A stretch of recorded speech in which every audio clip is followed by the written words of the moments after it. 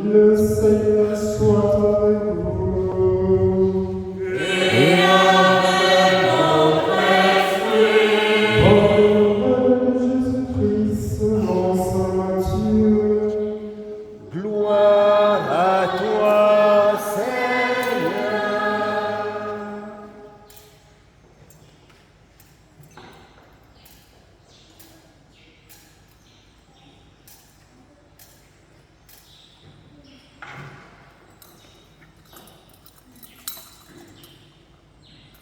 En ce temps-là, les 11 disciples s'en allèrent en Galilée, à la montagne où Jésus leur avait ordonné de se rendre.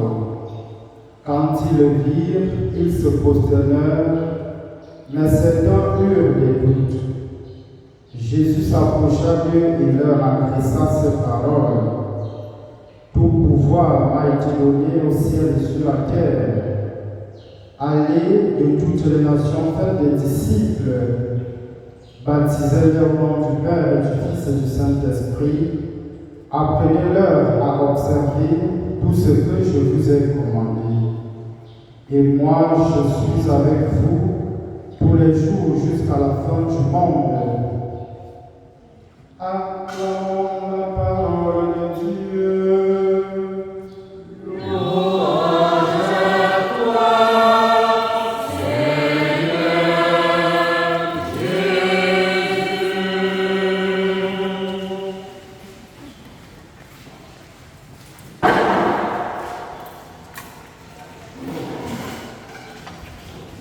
Chers frères et sœurs, nous célébrons aujourd'hui l'ascension de notre Seigneur Jésus-Christ, c'est-à-dire sa montée, son élévation auprès de Dieu, son Père, où il retourne dans la gloire.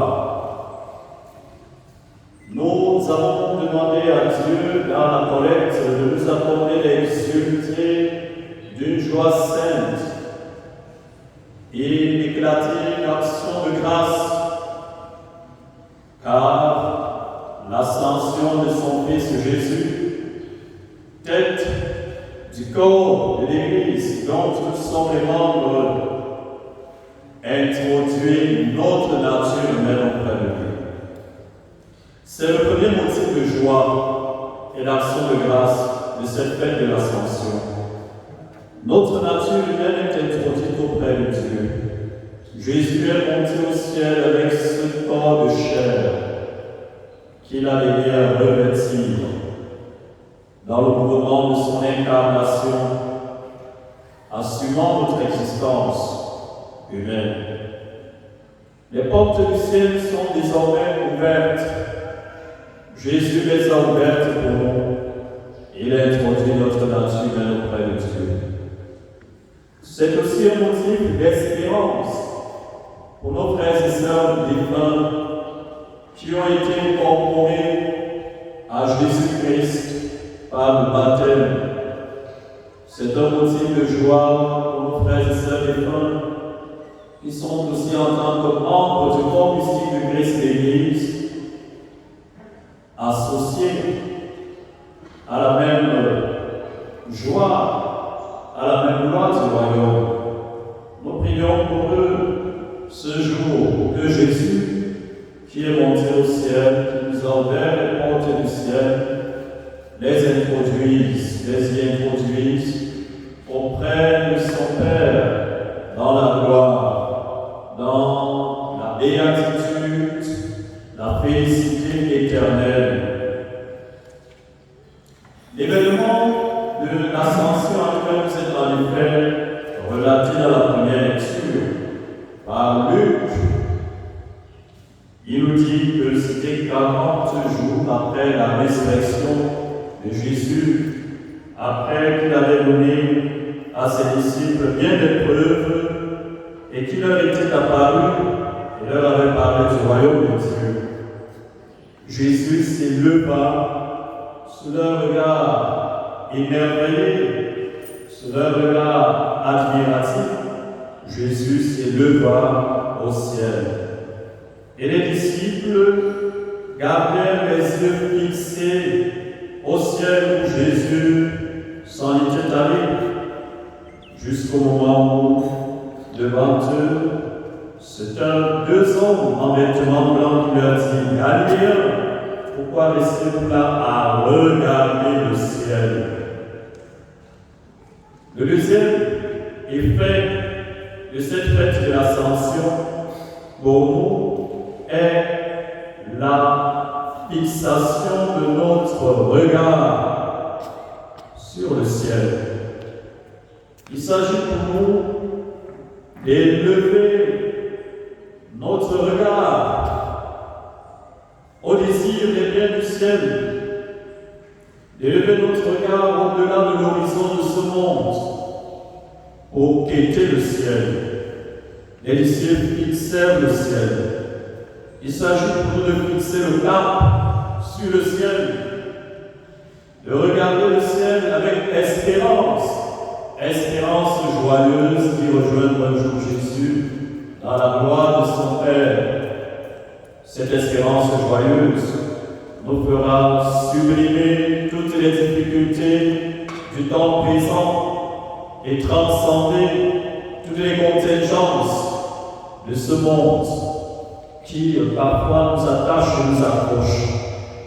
Fixons notre regard sur le ciel. Demandons à Jésus, en cette fête de l'Ascension, d'élever nos âmes au désir des biens du ciel.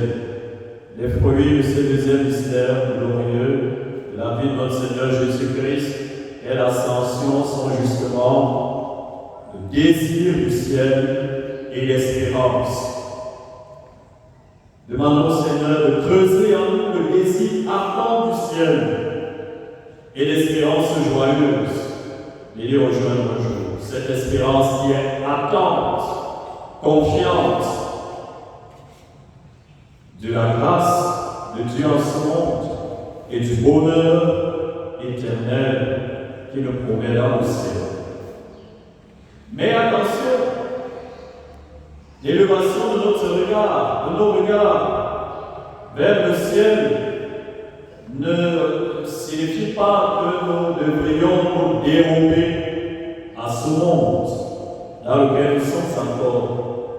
Les disciples fixèrent le ciel, mais il n'était pas question pour eux de verser dans un fixisme, dans une dérobade à ce monde.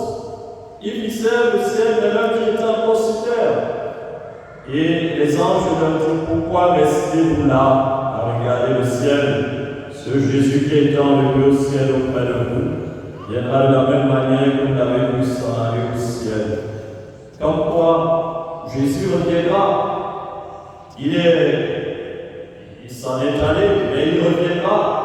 Alors, allez à la mission qui vous attend. Allez en Galilée, dans la Galilée des nations qui vous précèdent. Les disciples comprennent alors que la mission urge et qu'il faudrait s'y préparer en attendant dans la prière de recevoir la force d'en haut que Jésus avait promis de leur envoyer, c'est-à-dire l'Esprit Saint, le Paraclet, l'agent protagoniste de la mission de l'Église, sous la motion duquel il devait annoncer l'évangile du salut. Que l'ascension de notre Seigneur Jésus-Christ ne soit pas pour nous un motif d'évasion de ce monde, dans lequel il nous faudrait accomplir le cours de notre existence humaine, assumant nos vies, nos tâches nobles, et nous engageons sur les chemins de la mission. L'ascension de Jésus, son retrait physique de ce monde, sont aussi pour nous comme un appel à la mission. Jésus s'est retiré physiquement, c'est à nous de perpétuer sa présence physique dans ce monde, en nous engageant sur les chemins de la mission pour annoncer l'Évangile. Dans l'Évangile de ce jour, justement, il rassemble ses disciples sur la montagne de Galilée où tout avait commencé, on se souvient des béatitudes. Tout avait commencé sur la montagne de Galilée. Jésus achève son parcours, là où il a commencé son ministère public, sur la montagne de Galilée. Quand ils le virent, les disciples se prosternèrent, mais c'est un pur dégoût. Cette prosternation est le signe que Jésus ressuscité doit être adoré par ses disciples. Jésus s'approcha d'eux et leur adressa ces paroles. Tout pouvoir m'a été donné au ciel et sur la terre. Et puis en ressuscitant Jésus d'entre les morts, Dieu, son Père, l'a élevé à sa droite, auprès de lui, pour qu'il partage le même trône, la même gloire que lui. L'élévation de Jésus à la droite de Dieu le Père signifie égalité de trône, égalité de gloire, de majesté pour Dieu son Père, qu'il a élevé au-dessus de tout, au-dessus de tous, des princes, des puissants, des principautés, des souverainetés, des dominations, de tous les êtres dans le monde présent, dans le monde à venir, dans le monde visible et dans le monde invisible. Tout pouvoir lui a été donné. Jésus est le Pantocrator, le Tout-Puissant. Et en ce nom, nous pouvons tous soumettre, tout nous est soumis, les êtres visibles et invisibles. Tout pouvoir lui a été donné au ciel et sur la terre. Dans le psaume d'aujourd'hui, le psaume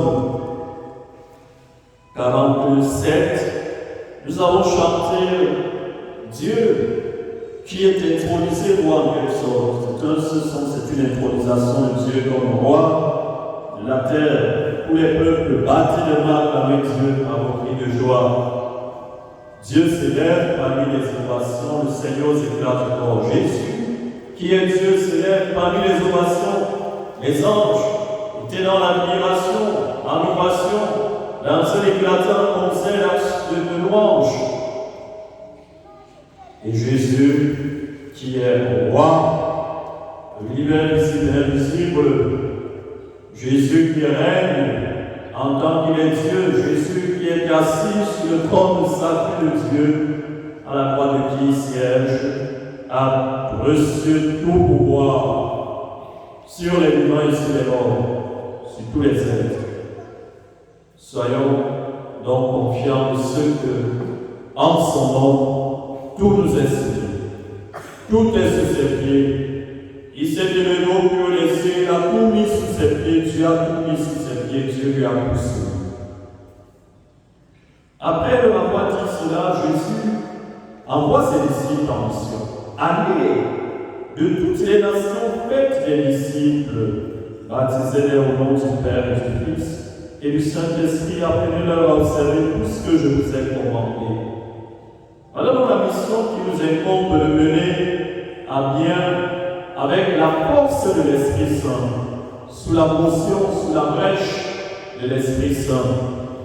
Il s'agit pour nous d'annoncer l'évangile de Jésus, d'en témoigner par notre vie et d'agréger à son propos, d'incorporer à lui tous ceux et celles qui croient dans ce monde, qui se convertiront et qui recevront le baptême au nom du Père et du Fils et de l'Esprit.